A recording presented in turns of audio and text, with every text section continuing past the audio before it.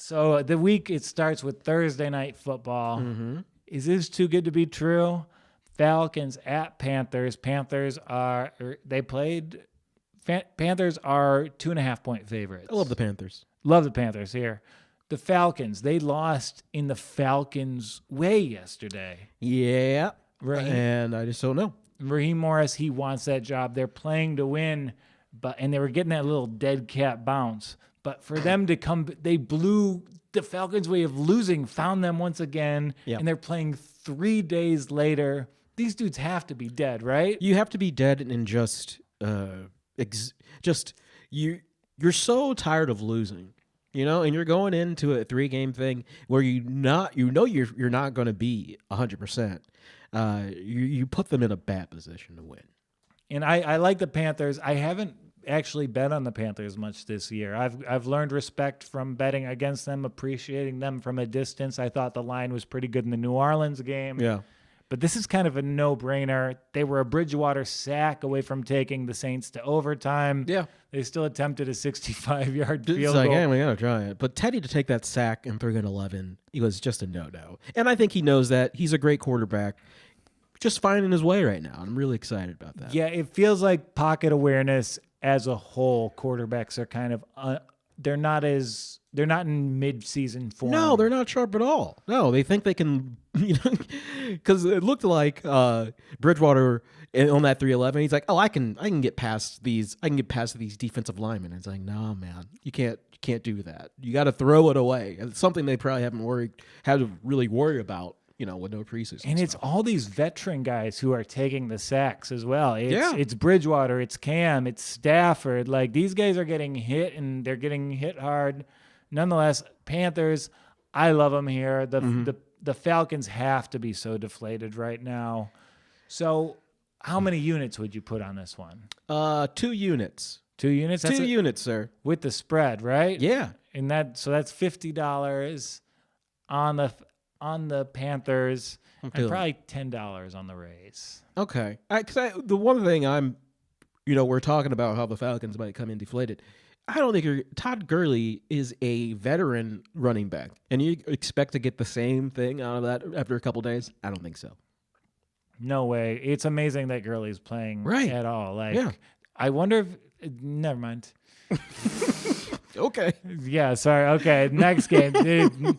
It's the hardest one to forecast on the slate. I'm talking about your Browns hosting your Raiders. Mm-hmm. Your Browns are favored by 3 points. Your 2 favorite teams squaring off. You must be ecstatic. The Raiders are back. And I feel bad because I think it was like 2018. We played the Raiders and we lost right at the end. So I think it's time to finally get that off. Because it was a chippy game because the refs did something rude, calling dumb fouls. But to have them back with 3, I think we're still good there. Everyone's in place. I think we're still going to get some more safety help as the week goes on. You think there's a trade the Browns make this week? No. Oh, you guys coming back from injury? Yeah, we got Hodge, one of the receivers, and Carl Joseph. He's been playing hurt, but he's been available, but really hasn't been playing. And you got Shedrick Wedrine that is starting now, and with Ronnie Harrison with the 2 picks in 2 games. This guy, 5th round pick trade from the Jags, and he's just been lights out. It's been so great.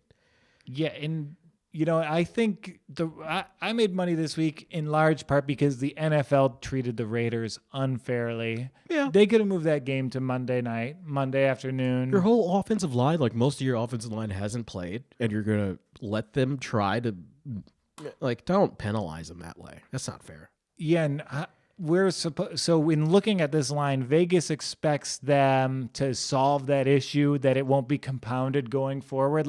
I think that really wreaks havoc on a NFL roster to miss an entire unit for a couple days. Yeah. So I think they're going to be a little bit disrupted in hitting their flow in the practice. Granted, the Browns had a pretty big injury yesterday. Yeah. OBJ. Are you pulling up Frank Gore interviews over there? Gotta love Frank. The orator Gore. I love that guy. So Odell out for the season. And you keep trying to say that they're gonna trade for a receiver. You keep nudging me to say yes, but they're not. They won't do it. Well, they don't need to. Okay. Well, I just think the receiver market is where it's at. Let's look at these crappy teams. You don't think that Golden Tate could be available? I don't want. He's a used bag, my friend. What about AJ Green? Hurt. Okay. Brashad Perriman? He was already on the team. Julio Jones.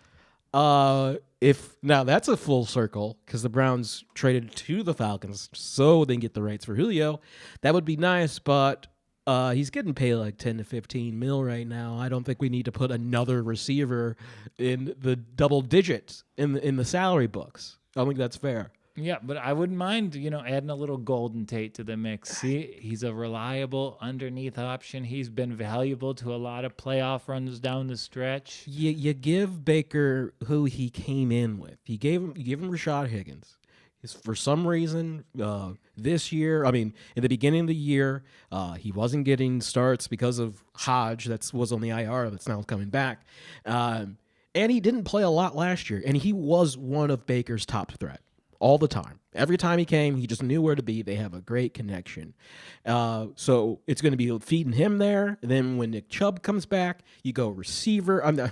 You go running back full. This is your team, Nick. You don't have to worry about anything.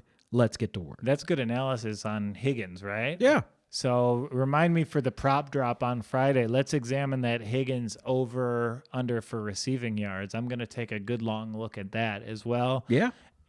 Okay, so I guess the hardest question to answer in this game is, what team has a better quarterback? Derek Carr, Baker Mayfield. Excuse we got a couple. Derek Carr, David Carr, Derek Carr. No, it doesn't matter. I don't care what Carr it is. If you're going to put it against Baker, come on. This is a come on, man. Like, it's a reasonable question. What's Baker done?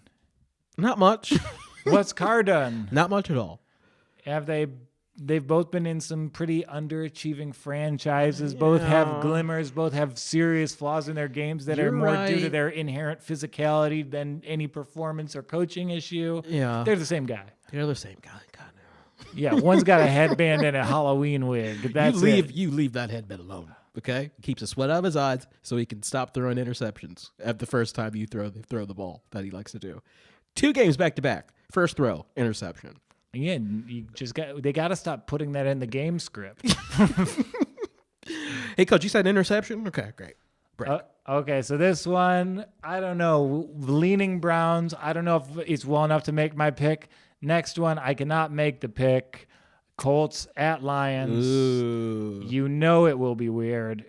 Rivers, Stafford. Points are probably the way to go here, but I really respect Frank Reich. Yeah. I respect that they're coming off a bye, and the Colts have been so injured all year. Well, and Phillip Rivers took some youth blood somewhere, and he's looking like he's 22 again. He's looking like he's 22 days away from dying, maybe. Like, his throws look so belabored there. Oh, yeah. He literally has to put his arm in place and then move his body. Yeah. Like, it's like watching a marionette play football. Yeah, when he throws it, it looks like a toaster. He's just throwing a toaster, and it's not great. That's a very good analogy. You've seen a few people throw toasters in your time, huh? No, I've seen a couple of toaster throws in my time, yes. Yeah, Brian grew up in a house with a lot of burnt Pop-Tarts. Mom, no crust burning! It's s'mores.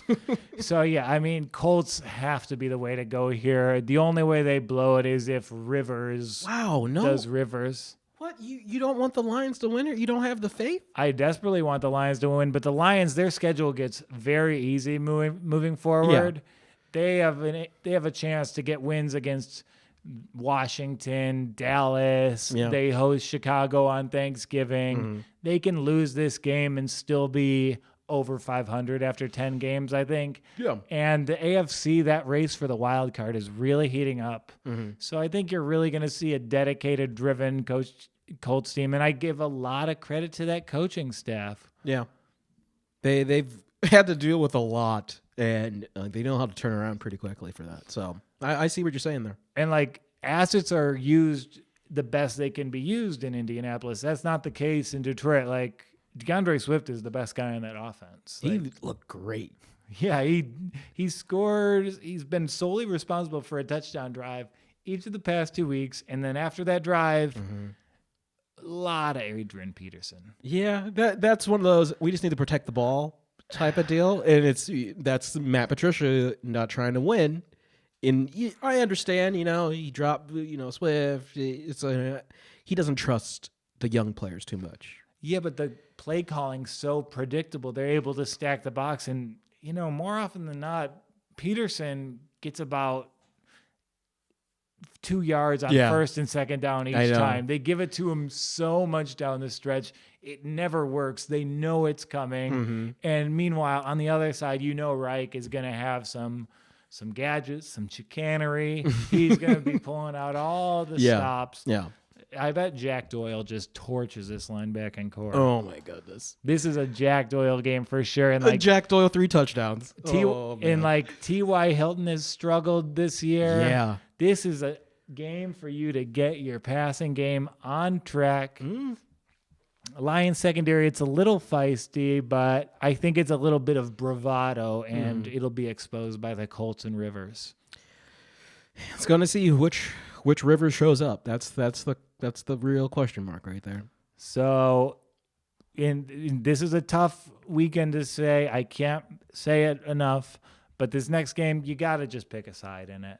It's going to be fun. It's going to be great. We got Steelers at Ravens. Ravens 4-point favorites. Wow. Steelers are phenomenal in all aspects. I think people are a little bit bored of the Ravens and are, Ravens +4. That's going to move. Ravens -4. -4. Yeah. Okay. That's still a moving. That's a moving train right there. Yeah, and I mean, Steelers are an excellent tease candidate here. I either like the Ravens or I like Steelers. You can tease Steelers and Packers pretty easily this week. Yeah. But that's just going to be a great game. You want to have, and in a great game like that, a tease isn't that bad because then you have a vested interest without really feeling the pressures. Because 4 is a perfect line for this. Yeah, yeah. Ooh, Ravens. What do you think? You watch this division. What do you think happens on Sunday? Am I missing something? No, I don't think you're missing too much. Roethlisberger is really showing that there's no rust in that elbow. And Lamar, I'm hoping it's really about his accuracy as of late. Everyone knows, you're going to run, but beat me with your arm. Please do it. And the Steelers have a really good defense. So if he just stays patient and just looks and he's able to read the Pittsburgh defense correctly, which I think he can with their big linebacker out, you might have a win. But because we've seen Steelers will let people in late.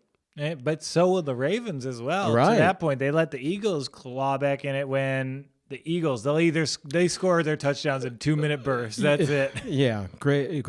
I think they knew. I'm not saying the Ravens are like, oh yeah, we let them score or whatever. But I think when it comes to divisional games, it's going to be what it should seem like a very low scoring game. So let's pull up the over-under for that one because that's actually a good point. There's a lot of familiarity. So that familiar matchups, you like it. So the over-under on this one, they kind of have that pegged in.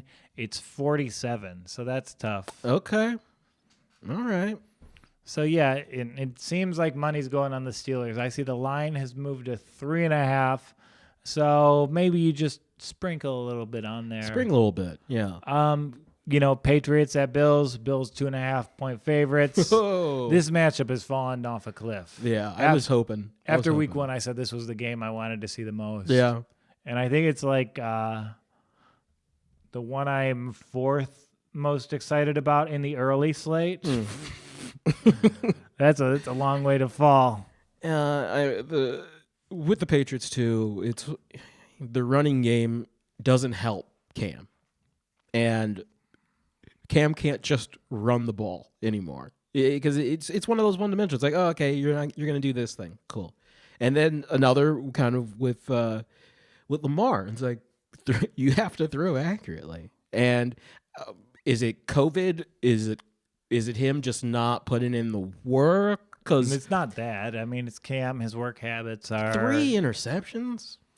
Like, some of those throws were just god awful. So I don't know if it was just the slippery ball. I don't know, but I'm thinking if Cam has a comeback game here, this would be the game that you've been looking for the beginning of the season. You were saying, and this wouldn't that just be?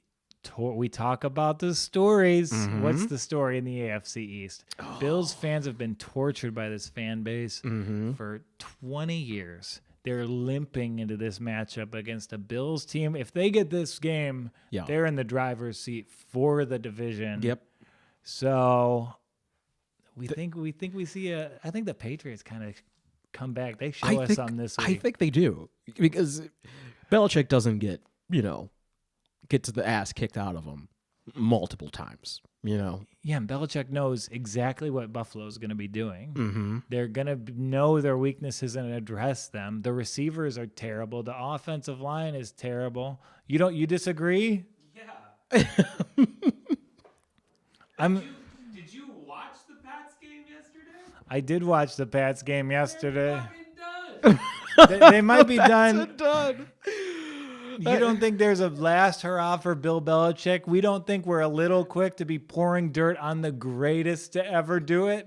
There were a lot of times that, a Spurs team is out, and then by the time the season gets going, LaMarcus Aldridge and DeMar DeRozan, they're contributing. It's a well-oiled machine in New England. They're going to right the ship. A well-oiled machine with 0 weapons whatsoever. 0. That is right.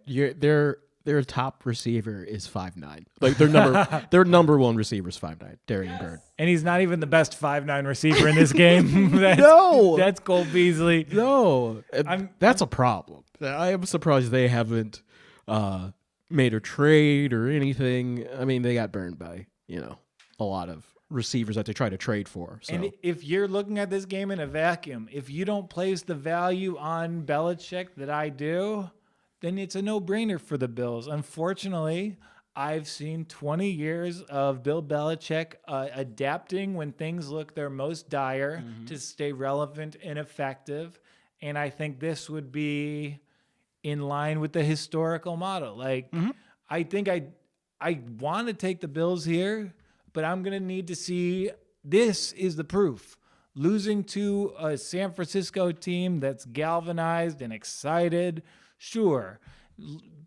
Going against a Buffalo team where you have the target on your back, where you are big brother, they've got to come in and still take New England's lunch money. I've yet to see that from the Bills. And will we see it? I kind of hope so. Yeah. But I'm not just going to go blanket, oh, yeah, we should take them. This is probably a stay away to me. I don't think you put any money on this.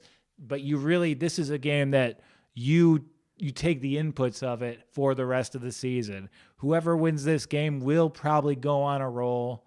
So, given how the schedules break down, I could really see it leading to some good things for either franchise. So stay away this one, but pay attention moving forward. The next bet you just have to make. You just have to. Jets at Chiefs. Biggest line potentially in NFL regular season history. This is just you put all the units. You put everything on this guy. Hey, well, I make those gambler videos every week and I make my picks. Yeah.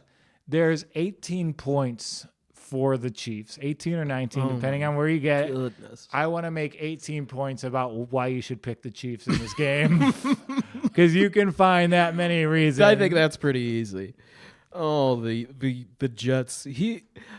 Darnold is a guy where I don't think he makes changes in the second half or anything, or they're like, oh, they were doing this, doing that, because they just picked him apart at the end.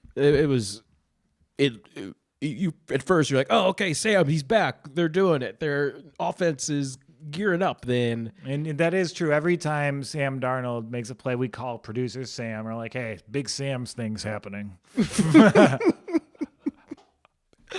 it's just so sad. The Jets, they can't get in. Well, I think that was the Jets' best ball on Sunday. That was their best game, and they couldn't get into the end zone. And, like, again, they've given away multiple starters. They've given away 3 other starters from the beginning of the season to the scrap heaper trades. Le'Veon Bell will also be giving them whatever fragments of a playbook exist in the Jets' offense. You have to bet the Chiefs to cover this spread. You have to find the prop bet that Le'Veon Bell will score a touchdown, because he's absolutely scoring a touchdown. Andy Reid is so vindictive with his play calling. He's getting 2. For sure. Yeah. I wonder if there's a prop bet for 2. I bet there that is. Would be a sweet I bet prop PointsBet bet. has it at a huge payout. It won't be out till Friday, but that's another one to examine. Yeah. So next one, we have a tease candidate. Vikings at Packers. Ugh. Packers roughly a touchdown favorite. The Vikings piss me off. Why do they piss you off? It's how can you trade? You're sending a second rounder to the Jags for your defensive end that's supposed to solve everything that you want, right? Then you trade them for a third. Why do the trade in the first place? Yes, you're hurt around everything. You're just gonna pack it up. I think that's very shitty to be a Vikings fan base going into the season. Yeah, we got our guy. We're going to be great. Our defense. Kirk just has to do Kirk things, but don't do too much Kirk. But no, you just got for what? You're looking at the picks that you got for Diggs and all that kind of stuff. That's great. But what if it doesn't work out next year? But that was a deal they made for this 1-year window, because they had, again, so many pieces they were adding. They needed someone to buoy the defense and give them a pass rush, but they're not going to be in contention. I don't think the coach or GM are in any trouble. I think Zimmer and Spielman are safe, so they're just prepping for next season. By trading them now, they'll get a slightly better third rounder than they would get with the compensatory free agent pick. Yeah. And I think the Vikings are just going to be really fun the rest of the year. If they can find out from their young depth pieces who is going to stay and go, that's great. It just hurts a little bit. I've as a Browns fan, I've seen tanking, and this doesn't feel like a tank. No one's just like trading away pieces. Last time I really like traded around a piece was like when Braylon went to the Jets. Like they traded that. That's like the last time we're like, oh no, our star receiver was like, no, it's okay. You can take Braylon. Yeah, but the worst thing you can do when you make a mistake is not admit the mistake.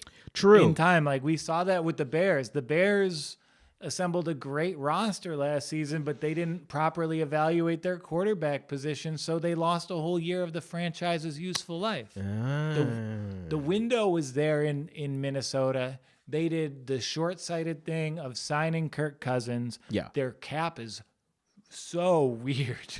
It's so weird to re-sign him but think, okay, we're gonna go try to win, get a playoff seat this year. With that in mind, when signing Kirk, so that's where I'm just angry that you're putting money into a QB that just is gonna be okay, like just collecting the check. I was like, I don't like that. Yeah, and he's the highest paid guy in football. I mean, doesn't deserve it. No, not at all. And it's just like, to you, that's where you're sitting with the Baker contract. Yeah. If you commit to Baker, the best case scenario is being the 2019 Vikings. Yeah. We have Kevin Stefanski in charge, some good running backs, and a quarterback who shouldn't be making $30 million, who makes $30 million. Yeah, I know. I'm very conflicted on this if they pick up the option or anything like that, because it's the AFC North. And all our other quarterbacks in the AFC North are 6+, like 6'2", 6'4", 6'5". I want that out of my quarterback. I want Derek Anderson, but not Derek Anderson height. Yeah, and our next game. So I think we're breaking down how to play this weekend, right? So you got to play the Chiefs there. Yeah. You got to flip a coin and take a side in the Steelers-Ravens game. Yeah. I think probably teasing Steelers and Packers is going to be my play. I think it's a good idea. But this next game, sometimes you place a bet even though you know it's going to lose. What do you mean? Are you paying for the Dolphins? I mean, is there a more fun bet on the board You're than the banking Dolphins the money Dolphins. line? Just because of Tua, right? Just because of Tua. His first home start, they're rolling anyway. There's no way to prep for him because he's the first left-handed quarterback since Y.A. Tittle. Yes, that is correct. I was looking on the Rams' little, their depth chart there. They have a QB called John Walford, and he is like 6'0". And I was looking at a little of his college tape. He's like one of those running quarterbacks. So you kind of get to have like a little shadow for Tua in this game because you're like, okay, if he's going to run, I think we can do that. But you can't really go for a left-handed QB. It's, how do you try to like, shield his view pretty much to one side of the field. But it's going to be fun. I don't think Tua wins, but I think it's going to be fun. Yeah, and looking at the Rams' schedule, they're going to absolutely need this game. Yeah. Their next games are Seahawks, Bucks, Niners, Cardinals. Oh my God. So going into this stretch against a first-time quarterback, so maybe we just back the Rams here. It just seems the best way because you're just spelling out that schedule. They're looking at it. It's like this is a must win. Let's circle the must wins, and this is it. And I've got a couple Miami futures that I'm going to recommend later in the show. Maybe we wait. We think the Rams will win this weekend, right? Yeah. So these futures, I think they'll have better odds after this loss. So yeah, probably Rams -3.5 is the play here. It's a new quarterback. They're off a bye, which I do like. My only thing is, let's say, hopefully, nothing happens to, or what he gets yanked. He tweaks his ankle or something like that. Fitzmagic gets back in. He is angry about getting benched, and he goes and does the Fitzpatrick of 4 touchdowns with like 7-7 4 touchdowns. I mean, if Fitzpatrick comes in the game, we see sports books. We cover all the like different promotions, and sometimes we talk about how bets are forgiven. Yeah. I mean, if Fitzpatrick comes into this game, all bets should be off. Yeah, that's a forgiven because that's just not fair. Yeah, I mean, I'll wager against Ryan Fitzpatrick as a starting quarterback. As a reliever, no way. Yeah. And Yeah, then, that's a good one. Yeah, I'm going to say Rams for sure. and then finally, we're getting to some things that are easy to forecast later in the day. Titans at Bengals. Titans -5.5. You pound that Titans, right? it. Because that was a wake-up call for their defense yesterday. They took it. The Titans in the second half of this game were the best team in football last weekend. Now, That's what they need to do. Yeah, and the Bengals, they suck. They suck, but they have some juice, but not enough they need more than just Joe. So I think it's not going to happen. It's going to be an easy win for the Titans, I think. Yeah, the Titans will be physical. They're going to be – I know the Taylor Luan thing is pretty big for them, honestly. Yeah. Losing the best left tackle in the game will hurt you. What up, Dallas? But no, I think Derrick Henry got a little stifled, so I bet he goes like for 200. Yeah, I think so. And our next, so that one's easy. Yeah. No, don't even look. Just back the Titans there all day. And then, we have a battle of my favorites. Oh, yeah. I'm stepping out on my main squeeze. And these are my 2 little side pieces dueling it out. We're talking Broncos, Chargers, Drew Lock versus Justin Herbert. You love yourself some Justin. I love myself some Justin. I love myself some Drew. Underappreciated quarterbacks who don't get any hype whatsoever. Right. I'm for them. Yeah. Drew Drew Lock, he's still like a young QB. He doesn't seem the thing he needs to fix, I think, when he has a bad mistake, interception or whatever, come out and just be safe. And just like don't try to. You're brand new, my friend. Like, just chill out. Give what the team gives you. The Chiefs are tough, yes, but just do a little dink and dunk. You're okay. It's so funny that Drew Lock is Vic Fangio's quarterback. Yeah, like we have the most disciplined, defensive-minded coach, and your quarterback just plays like a drunk guy playing Madden. He does. Sometimes I just don't know what's going through his head, and it happens a lot with the young players. Like they just want to make a play. It's like stop. Okay. And the Broncos are by far the weirdest team in the league this year. Great defense. Sometimes. Sometimes, and then just no offense to go for. With Lindsey, I think Lindsey is back or whatever, and that's what they just need to do. They just need to keep pounding the ball, get out of Drew's hands, and just let you control the ball. Yeah, that's going to be a wild one. And because this game, it's probably the most irrelevant game on the slate. Yeah. The most irrelevant games are always just freaking awesome. Oh, I know. And I'm really excited just to see Justin with that tough defense. There's going to be rushers after him, and he's not that fast, but he can make some moves. Yeah, he'll just give him a little shoulder. Yeah, he's gonna hip check Bradley Chubb, send him to the injured list. That's the Justin Herbert experience. Ooh. Don't you besmirch a quarterback with acne again? My apologies. These are the two. These guys look young. Yeah. This is Jeffrey Epstein's favorite game on the slate. Stop it! What? Sorry, I saw Borat too. Some of us liked it. Sam. Didn't care for it. Sam didn't care for it. I didn't see it yet, so I'll see it. I liked it. I liked it. Saints at Bears. Pound the Saints. Saints. Oh my goodness. Alvin Kamara is he's one of the best running backs in the league. Just straight up. And he's one of the best receivers too. It is so just to see him carve up a defense is just a sight to see. Do you think he got his contract extension, he got his endorsements, and he gets the royalties from DK Metcalf just stealing his look? Hey, you take those monies. That's it. You can't be the second septum piercing guy. Yes, you can. Look at Zeke. Zeke got all the piercings too. Okay, so DK's the next one in the I want more body modification players. Yeah, I don't think I want that. Put the lizard man on the field. No, what if you put little fingers and you rip that out of their body? Yeah, but imagine a quarterback throwing a pass and it's picked off by somebody's gauge. That's balls deflated. Yeah, yeah. It'll be like Dick Sports had a baby with Spencer's Gifts. Oh, but hopefully everyone stays safe with their piercings. Okay. Yeah, hopefully everyone stays safe in this Saints-Bears game. I mean, gosh, these two, if there were both these teams have been involved in some very strange outcomes over the course of this year. Yeah. Saints have some losses.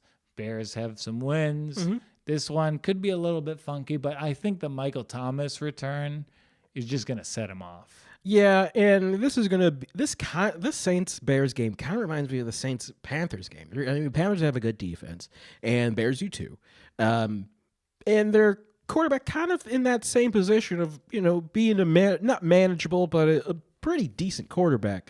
So yeah, if Michael Thomas comes back healthy, you got yourself just better weapons. So. And you compare them to the Panthers. They played the Panthers last week, so they have a dress rehearsal for this same playing style and overall scheme. Yeah. So I really like the Saints here. Yeah. And then 49ers at Seahawks. Seahawks on the law.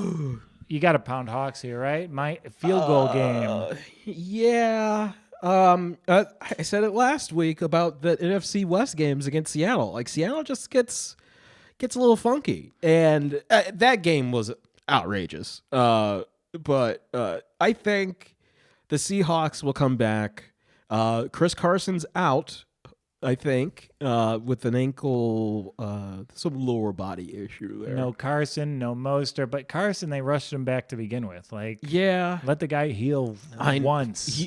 They always try to cart him off, and I'll pick him for fantasy, and then I feel like I pick him for fantasy, and then he gets hurt because of me. Chris Carson, more like Chris carts off. He does carts off. I wish he will listen to this and just cry because of you. He's like, I tried my best. Okay. Yeah, I'm also often injured, Chris. It's not it happens to the best. It just happens to everybody. But yeah, I think the Niners running game, they do a lot of jet sweep action. They steal a lot of the Browns tool shed.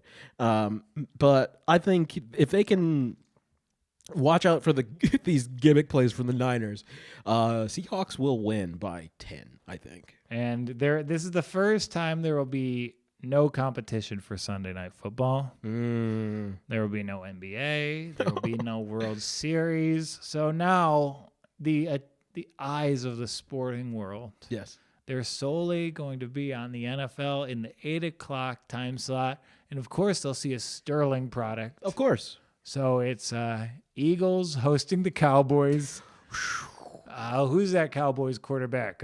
Is it Garrett? It might be.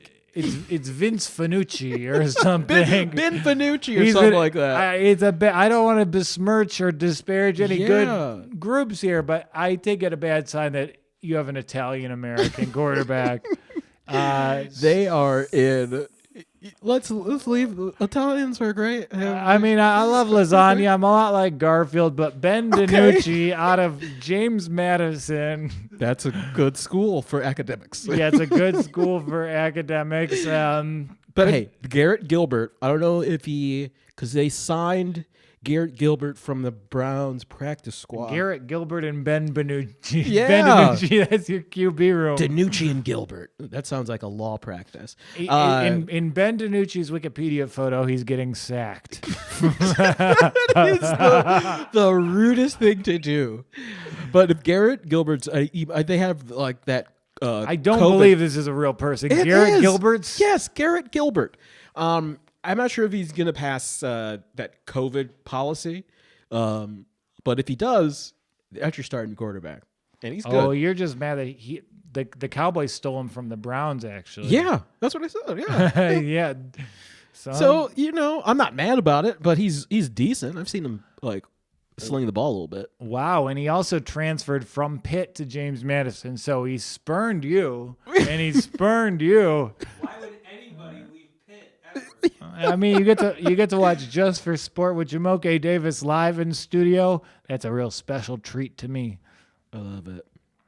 Yeah, I don't think DiNucci's going to be good. I don't think they can. This line might be higher than the Jets-Chiefs line. Yeah. Who you think the Eagles are going to have to?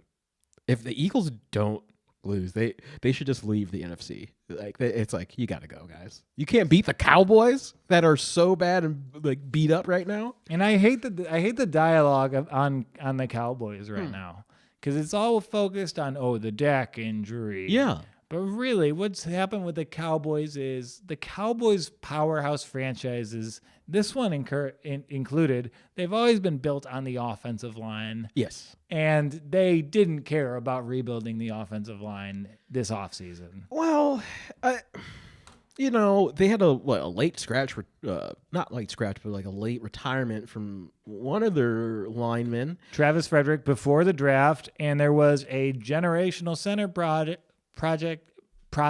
Yeah. Whoops, sorry there. Cesar Ruiz on the board when they took a third wide receiver. Yeah.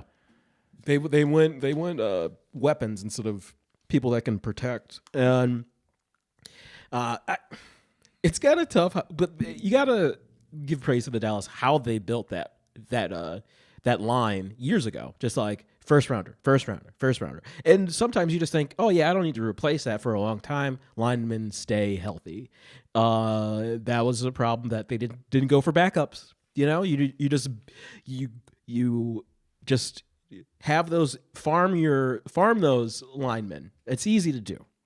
Yeah, and they didn't address it, and that got compounded by how the season's gone against them. Mm-hmm. So their season's shot. They're not going to be able to tank for a good pick, but they could still win their division. So honestly, they could. We'll see if Garrett Gilbert pulls them out. I think he can. And then I guess the last slate, Boy, we're really ending weak on the NFL Week 8. The 4 o'clock slates are amazing. The 1 o'clocks are so good. I'm surprised they're not going to flex anything here. Yeah, we gotta flex. There's no flex. We end with Buccaneers at Giants. Blah. We can record late next Monday. If you want a 3-4 hour show, Sam, it's no problem. Hey, I do not feel the need to watch Buccaneers pounding the Giants. The Buccaneers, they're built to destroy. Oh, they're built to destroy everybody. But hey, maybe Daniel Jones runs for 80 yards again, but also gets the touchdown. I watched a defensive tackle in the Big Ten make that same adjustment that Daniel Jones failed to make on Saturday, 2 days after Jones fell. Oh, so lovely. That just encompasses their whole their season right there.